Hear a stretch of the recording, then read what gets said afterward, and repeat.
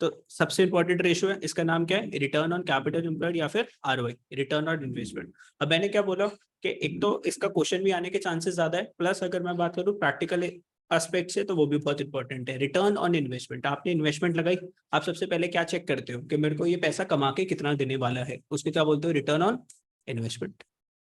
आपने इन्वेस्टमेंट करी 10,000 रुपीज की, आप चेक कर रहे हो कि मुझे कितने पैसे मिलेंगे, है ना। अरे भाई अगर मैं किसी से बोलता हूँ आज की डेट में भाई पैसे लगा दो किसी शेयर के अंदर, सामने वाला बंदा सबसे पहले क्या बोलता है, सर हमें क्या मिलेगा। तो वो ये रेशियो बताती है रिटर्न ऑन इन्वेस्टमेंट के हमें क्या मिलेगा, या फिर return on capital employed. Capital employed मतलब वो पैसा जो आपने बिजनेस में लगा रखा है और वो पैसा आपको कितना रिटर्न अर्न करके दे रहा है। ठीक है, चलो अब इसका फॉर्मूला क्या होगा ध्यान से। बेटा रिटर्न किसके ऊपर मिलता है, कैपिटल एम्प्लॉयड। रिटर्न तो हमेशा कैपिटल एम्प्लॉयड से कम होगा, रिटर्न तो कैपिटल एम्प्लॉयड से कम होगा। कैपिटल एम्प्लॉयड का मतलब money invested in business, money invested in business. अब बदले में आपको बिजनेस क्या करके देगा, नेट प्रॉफिट। लेकिन नेट प्रॉफिट कौन सा लेना है sir, before interest tax and dividend. मतलब कौन सा नेट प्रॉफिट लेना है, इंटरेस्ट देने से पहले, टैक्स देने से पहले और डिविडेंड देने से पहले कंपनी के हाथ में कितने पैसे थे, उसको आप किससे कंपेयर कर रहे हो कि कंपनी में हमने कितने पैसे लगाए, कैपिटल एम्प्लॉयड मल्टीप्लाई बाय 100, तो आपके पास क्या आएगा बोलो, आरओआई आएगा। ठीक है, अब सर ये जो नेट प्रॉफिट में से ये जो इंटरेस्ट है टैक्स और डिविडेंड को क्यों माइनस करा, because interest is not an operating cost, ये हमारा ऑपरेटिंग एक्सपेंस नहीं है। Tax is levied on profit earned by the company and thus is not an operating cost, ये भी कोई ऑपरेटिंग कॉस्ट नहीं है, टैक्स भी अपनी ऑपरेटिंग कॉस्ट नहीं है। और dividend is an appropriation of cost, ये क्या है, डिविडेंड क्या होता है, appropriation of profit, appropriation of profit. या आपके पास जो प्रॉफिट जो आया उसमें से अब आप क्या देने वाले हो, अपने शेयर होल्डर्स को डिविडेंड देने वाले हो। अब आपको अगर देना है तो दो, नहीं देना तो मत दो, कोई कंपलसरी नहीं होता डिविडेंड देना। तो इसको हम क्या बोलते हैं, एप्रोप्रिएशन ऑफ प्रॉफिट, के प्रॉफिट को कहीं आप क्या करने वाले हो, डिस्ट्रीब्यूट करने वाले हो।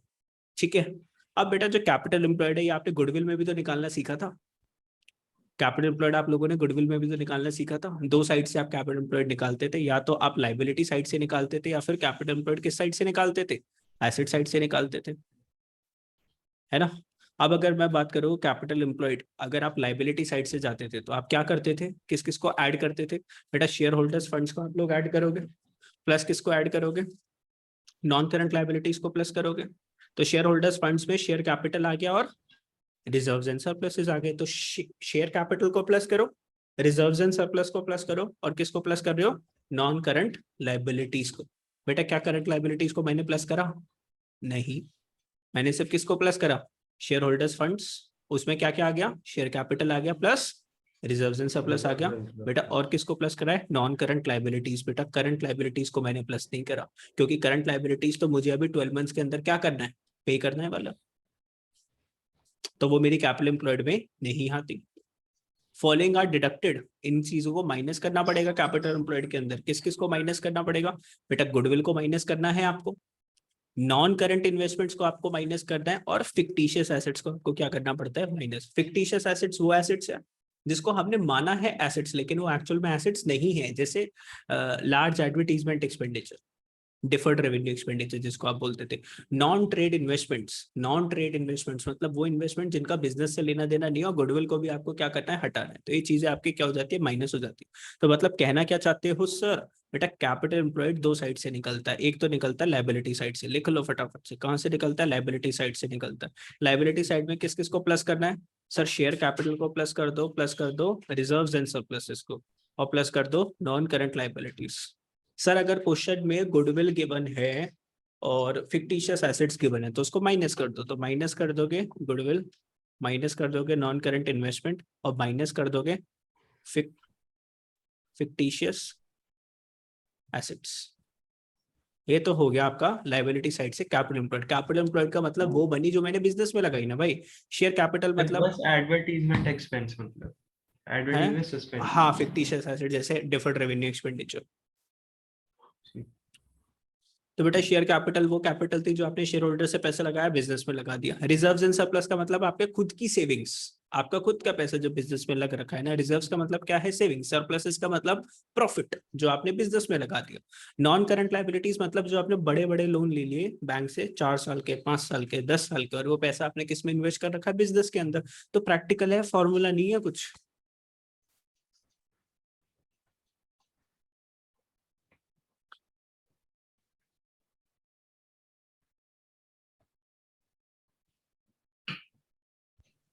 ठीक है, अब बात करते हैं एसेट साइड्स की।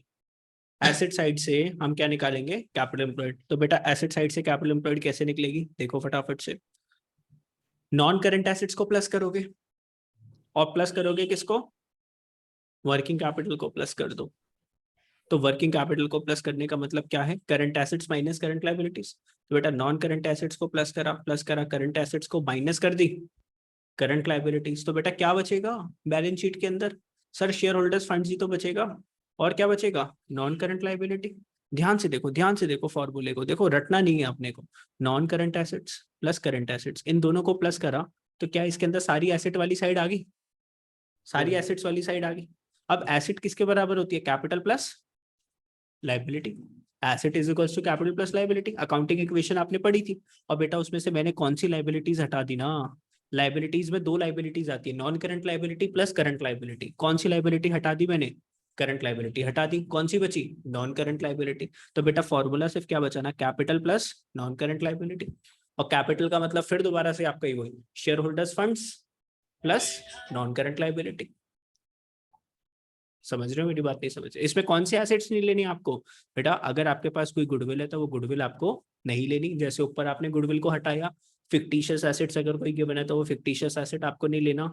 नॉन करंट इन्वेस्टमेंट है तो आपको नॉन करंट इन्वेस्टमेंट्स को नहीं लेना।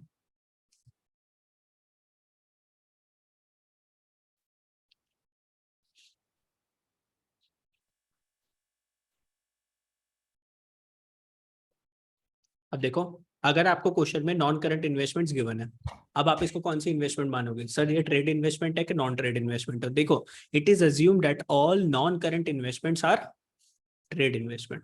अगर सिर्फ क्वेश्चन में क्या लिखा है, क्या लिखा हुआ है, नॉन करंट इन्वेस्टमेंट। अब आप बोलोगे सर ये जो इन्वेस्टमेंट है ये ट्रेड इन्वेस्टमेंट है कि नॉन ट्रेड इन्वेस्टमेंट है, क्योंकि जो नॉन ट्रेड इन्वेस्टमेंट है उसको आपको क्या करना होता है, माइनस करना पड़ता है। तो अगर इन्वेस्टमेंट में सिर्फ क्या लिखा हुआ है, नॉन करंट इन्वेस्टमेंट, तो आप उसको क्या मानोगे, ट्रेड इन्वेस्टमेंट। नॉन करंट मानने के लिए उसके आगे लिखा होना चाहिए नॉन करंट, मतलब नॉन ट्रेड इन्वेस्टमेंट लिखा होना चाहिए, ठीक है। वरना आप उसको हमेशा क्या मानते हो, ट्रेड इन्वेस्टमेंट मान लेते हो। अब फॉर्मूला रटने की जरूरत है क्या, नहीं, ठीक है। अभी जैसे मान लो ना आपकी ये बैलेंस शीट होती है, बैलेंस शीट में नॉन करंट एसेट्स हो गया, करंट एसेट्स हो गया, यहाँ पे नॉन करंट लाइबिलिटीज है, करंट लाइबिलिटीज, और ऊपर क्या होता है, share holders funds.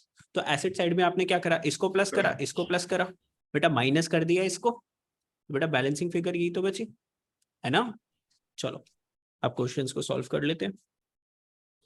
Sir objective क्या है ना इस रेशो की, क्यों कैलकुलेट करते हैं इस ratio, return on capital employed और return on investment assesses overall performance. क्या चेक करता है ना, ओवरऑल परफॉर्मेंस। तो अगर मैंने आपको क्या बोला, कोई भी इन्वेस्टर अगर बिजनेस में पैसे लगाता है और कंपनी की ओवरऑल परफॉर्मेंस पूरी 100% अगर परफॉर्मेंस को चेक करना चाहते हो, सबसे पहले वो क्या दिखाता है, देखता है कंपनी की ROI, रिटर्न ऑन इन्वेस्टमेंट।